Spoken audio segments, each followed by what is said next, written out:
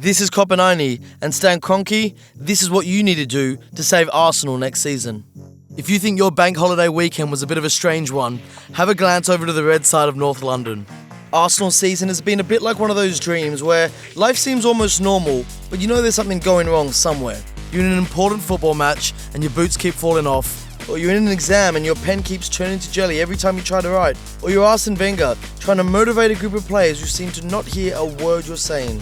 It's been a weird old year down at the Emirates, with missing out on a Champions League place and ridiculous playground fighting between their own fans, contrasted with a sunny FA Cup victory and a shiny new contract for Arsene Wenger. The word laughingstock hasn't been used as much since, well, last season.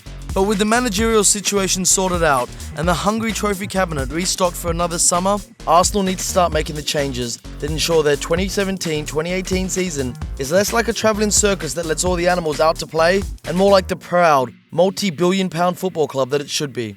Here's a bunch of things Arsenal's manager, players and fans need to think about changing as they build their sandcastles and flick their fidget spinners over the summer break.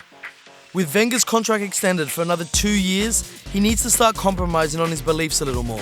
He's achieved incredible success since arriving as a gangly, chain-smoking 47-year-old back in 1996. From revolutionising the way English sides play football to revolutionising what players eat behind the scenes. From winning the title without losing a game to revolutionising how long a winter coat should be. He's been a bona fide football maestro. To continually finish in the top 4 is completely nuts, especially when considered the riches of the club surrounding them and the initially tumultuous stadium move. But the last few seasons have seen his integrity and relevance questioned on a regular basis. Wenger needs to take a step back from his intellectual footballing philosophies and have a look at what the managers around him have done to move their sides forward, whilst Arsenal have stagnated like a completely useless garden pond. Moving to a 3-4-3 has been a good start, and Arsenal should look at splashing the Kroenke cash on players who will buy into his philosophies and players who will make an instant impact. Less El Neni, more Kevin De Bruyne. Less Lucas Perez, more Gabriel Jesus. Arsenal needs to dig up the weeds, chuck them in the compost bin, and grab hold of players who are willing to believe in him for the next 2 years of Wenger-filled fun. Then, they really need to decide on what to do with their frustratingly unfulfilled potential players. Theo Walcott has again this season shown flashes of the type of brilliance that we all want to see from him constantly, but he also still lacks a consistent end product. Danny Welbeck looks intermittently like a 25-goal-a-season player, and at the same time, a very athletic doll made out of glass. And Alex Oxlade-Chamberlain needs to be provided with a position to stick to, grow into, and fully utilise his undoubted talent. There's still, after all these years, no doubt in the potential of this group of players, but Arsenal need them to step up to the plate and smash their doubters into smithereens. Get a new coach to whack Theo on finishing for 6 hours a day, Chamberlain on dribbling, and give Welbeck's knees the magic sponge every 15 minutes and see what happens. If nothing changes, then these aren't the players capable of winning titles that Arsenal need at the club. Thirdly, Arsenal should move in and steal Sunderland's overworked jack-in-the-box goalie Jordan Pickford. Despite enduring a miserable but very active time at the bottom of the table for the whole season, Pickford has been a class above most of his teammates and was nominated for the PFA Young Player of the Season award. And at only 23, Pickford showed the type of disciplined maturity that Arsenal could build a leak-proof defence around. With Peter Cech not getting any younger, Pickford would be a top-class replacement with a top-class future ahead of him. On top of that, they need to sign an actual striker. You know, the kind of person who plays up front and scores goals regularly. No one knows what Sanchez is going to be up to next year, and although he scored a mad amount of goals this year, he'd surely be even better with a real-life striker to play around. Oliver Giroud is frustratingly inconsistent, Lucas Perez is Lucas Perez, and Welbeck, well, he just isn't fit most of the time.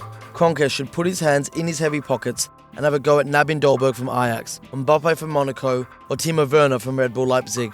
With a proper striker to create magic for, Arsenal's creative core could be whirring.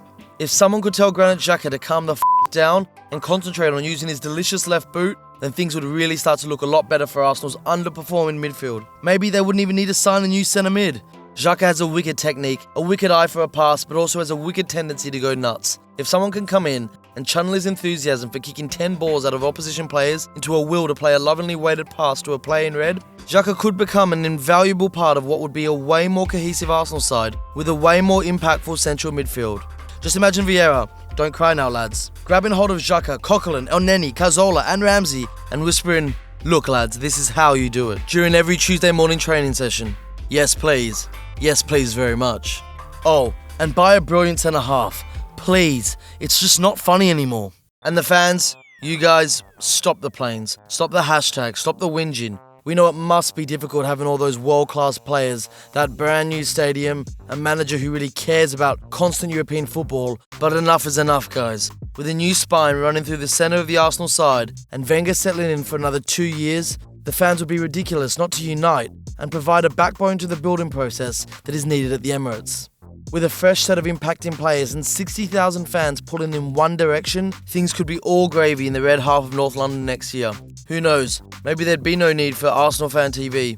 Just ban it for good. And there's your extra 10 points a season and a Champions League place, back before you can say Wexit. So Conky, there you go mate, it's as easy as that. Bank holiday revellers down in Pites after an FA Cup win is glorious, but not as glorious as downing them after a Champions League final the week after that.